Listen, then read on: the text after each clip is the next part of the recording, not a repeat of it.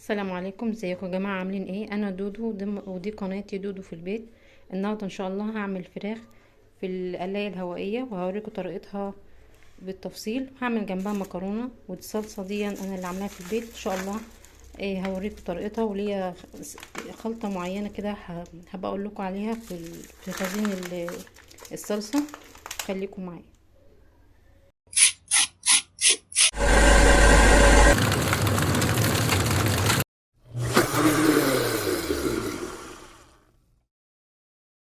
وهنا جهزت الفرخة خلاص وفتحت، بينت العظم منها كده عشان الدم يخرج منها، واعرف اتبلها كويس وتشرب تتبيل وتستوي معايا بسرعه. عملت هنا ورك اهو، بورك كمان اهو. طبعا هشطفها عشان نزل الدم ده وتشرب التتبيله كويس. وعملت برضو هنا الصدر نفس الكلام، فتحته عشان يشرب تتبيله كويس. ومن هنا برضو من عند الكتف. طبعا كل ده هيشطف وبعدين هنقعها في التتبيله. خليكم معايا. وهنا جهزت التتبيله بتاعت الفرخه.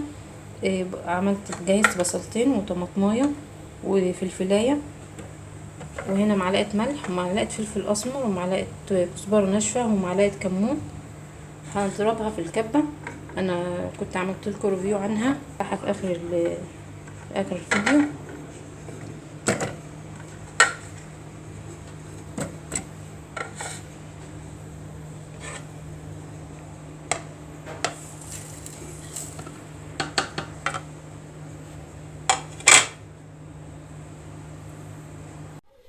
خلاص كده فات 3 ساعات على الفرخه بالتتبيله بتاعتها. هحط كمان صوص الباربيكيو عليها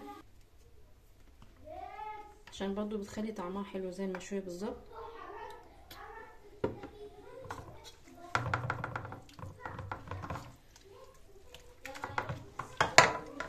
احط فيهم كلهم كده اهو عشان تبقى مطعمه اهو.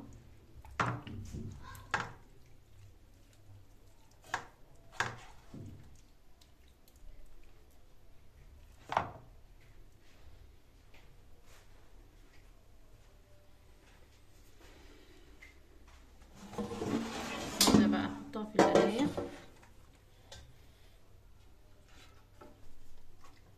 لمده نص ساعه، وكل فتره.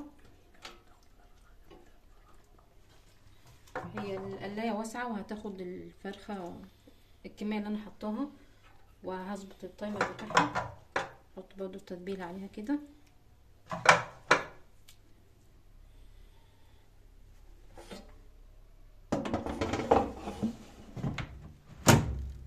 هي تاخد مني نص ساعه، وكل شويه هقعد اقلب فيها.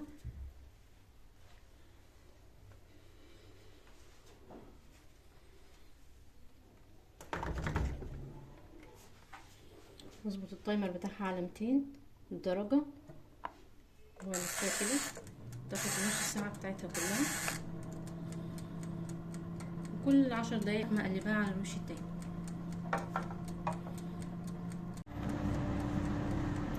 هنبص عليها هي كده اتشمعت، هقلبها على الوش التاني وبعدين برضو هلفها تاني عشان تاخد سواها مظبوط.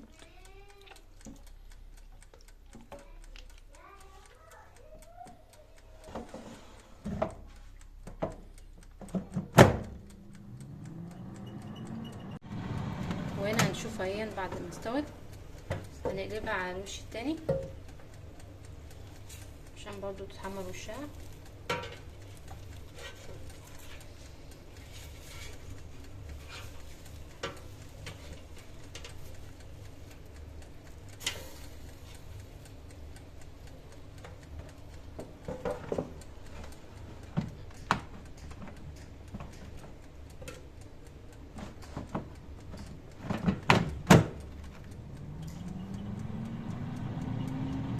وهنا اهو نشوفها خلاص